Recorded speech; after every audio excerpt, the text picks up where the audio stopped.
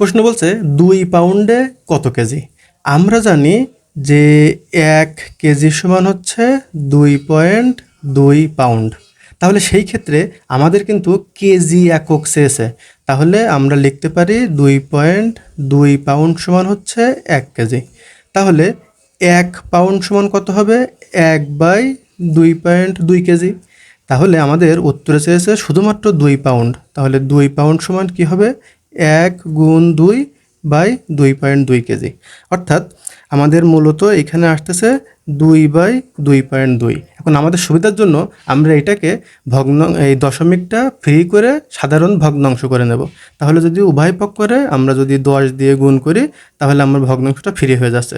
সেক্ষেত্রে আমরা লিখতে পারি 20/22, তাই না? 20/22 হয়। এখন 20/22কে যদি আমরা ক্যালকুলেশন করি, তাহলে আমাদের ফলাফল হিসেবে আসবে 0.0908। এটা আমরা ক্যালকুলেশন করে দেখতে পারি, অবশ্যই এই অ্যান্সারটা আসবে। আমাদের এখান থেকে মনে রাখতে হবে যে এই কেজির সাথে পাউন্ডের রিলেশনটা কি। এই রিলেশনটা যদি আমরা পারি, তাহলে আমাদের জন্য এটা ক্যালকুলেশন করা খুবই ইজি হবে।